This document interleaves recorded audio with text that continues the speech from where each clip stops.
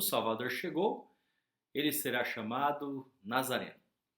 Estamos agora na segunda parte das bem-aventuranças, da essência do ensino de Jesus. Este é um tempo de estudarmos a vida de Jesus, o nascimento, como que tudo aconteceu. E eu quero deixar um versículo-chave para nós meditarmos hoje. Eis que a Virgem conceberá e dará à luz um filho, e ele será chamado pelo nome de Emanuel, que quer dizer Deus conosco. Mateus 1, 23. Vamos fazer uma breve retrospectiva. Na semana passada, nós falamos que a principal característica na vida e ministério de Jesus é o ensino. Jesus é o Messias prometido, o reino de Deus era para todos e a segunda vinda de Jesus é certa. O céu será cheio de surpresas e o critério de salvação é de Deus e não do homem, não é nosso. Na genealogia de Jesus aparecem muitas pessoas e que fazem parte do plano eterno de Deus. Hoje vamos falar sobre o nascimento de Jesus e o cuidado de Deus com o Salvador. Nos capítulos 1 e 2 do Evangelho de Mateus, nós vamos ver que o nascimento de Jesus foi algo extraordinário, foi um milagre de Deus. Tanto é que no capítulo 1, verso 20, diz que o que foi gerado nela é do Espírito Santo, o anjo disse a José, porque ele estava querendo deixá-la. Mas a gravidez de Maria foi concebida pelo Espírito Santo, não por uma fecundação de um homem e de uma mulher. Esse quadro já foi compartilhado por muitas pessoas, especialmente na época do Natal. Daqui a pouquinho estamos próximo da data que nós comemoramos o Natal, quer dizer nascimento, e que marca a preocupação de Deus em resgatar o homem perdido, sem esperança. Deus quer que o homem se volte para ele quer ter relacionamento conosco. O nome de Jesus. O nome de Jesus é um nome sem igual. Ele é um nome que está acima de todo nome. Todo joelho faz se dobrar, toda língua vai confessar que Jesus é Senhor. O nome de Jesus significa que o Senhor é salvação. E ele seria chamado de Emanuel, que quer dizer Deus conosco. Há uma presença especial de Deus na vida daqueles que o recebem. Essa presença de Deus traz segurança, relacionamento, direção, poder, cuidar de Deus.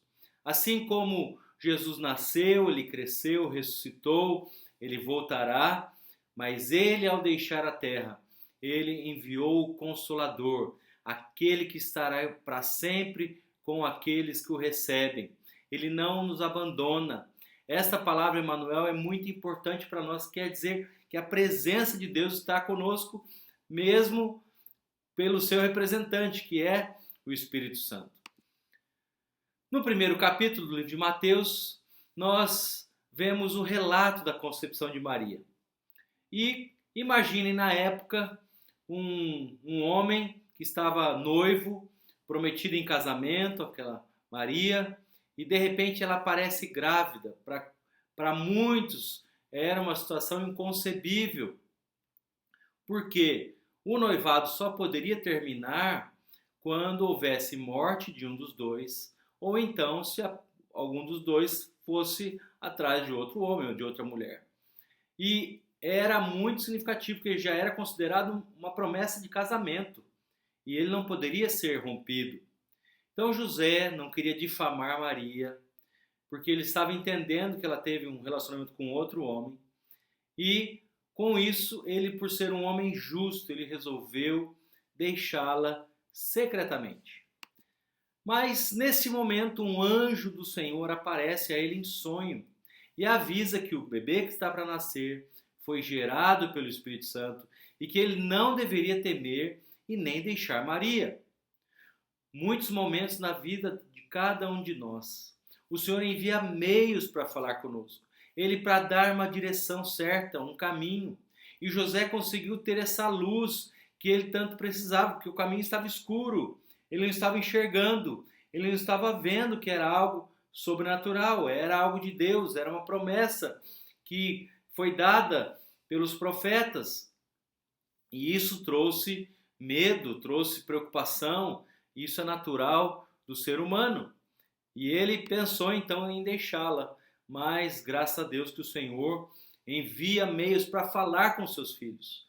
Isto é especial da parte de Deus. No segundo capítulo, nós vemos a narração já do nascimento de Jesus, a vinda dos magos do Oriente, que eram astrônomos, que tinham conhecimento dos sinais dos tempos, conheciam as estrelas que tinham, e eles viram uma estrela diferente, muito diferente, e que eles souberam, entenderam pela palavra que era o cumprimento da promessa, e eles foram para adorar o menino Jesus. Naquele momento, chegou a notícia ao rei, o rei Herodes, que na semana passada nós falamos que ele era o grande, reconstruiu cidades e fortalezas, e com isso ele fica pensando, poxa, está vindo outro rei, eu vou perder o reinado, ele se sentiu ameaçado, pois iria perder o seu trono, a sua majestade e principalmente o seu ego seria abalado.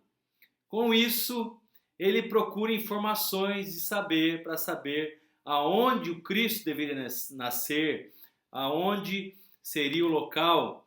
E a resposta que ele recebe é de Belém da Judéia, pois está escrito lá em Miqueias, 700 anos antes do nascimento de Cristo, Miqueias disse o seguinte: E tu, Belém Efrata, pequena demais para figurar como grupo de milhares de Judá, de ti me sairá o que há de reinar em Israel, e cujas origens são desde os tempos antigos, desde os dias da eternidade.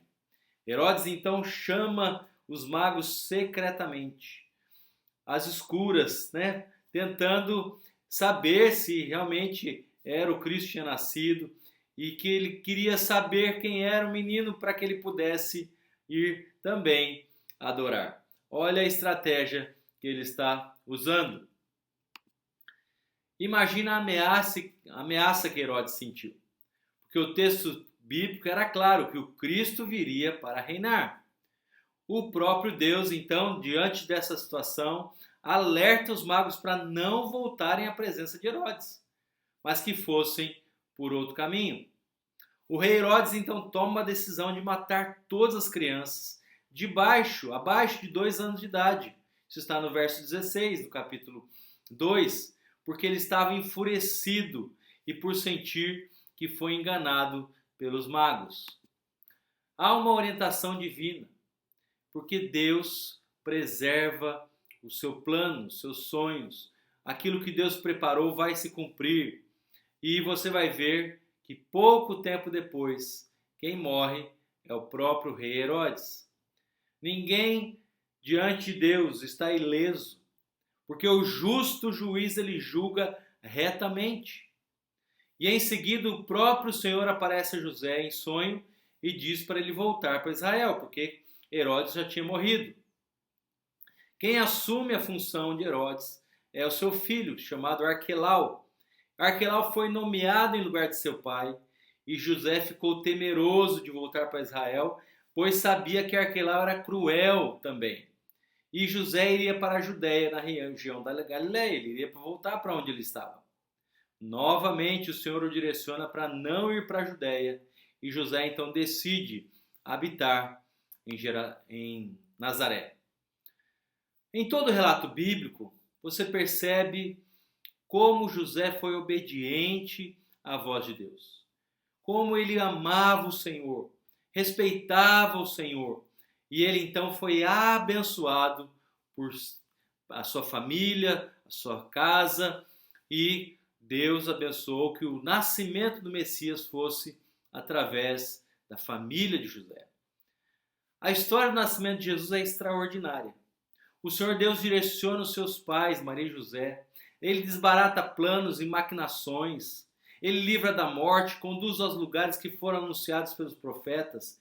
Tira o rei, coloca outro rei, levanta anjos, traz sonhos, dá nome à criança e por fim mostra a grande salvação prometida desde a eternidade. O Salvador chegou e ele será chamado o Nazareno.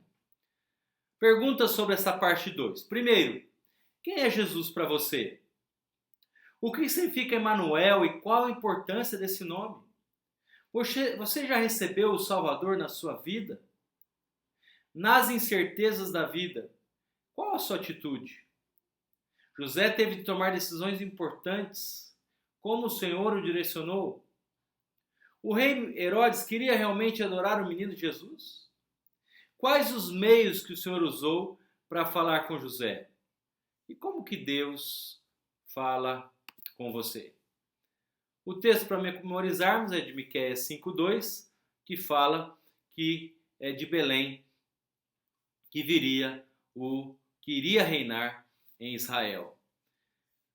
Nós terminamos nosso estudo de hoje, que Deus assim possa te abençoar, te ajudar, temos os contatos aí e você possa ser usado por Deus para pregar a palavra, para aprender a palavra, para compartilhar a palavra com outros, porque sabemos que Deus chamou você para ensinar e pregar a palavra de Deus aos que não conhecem.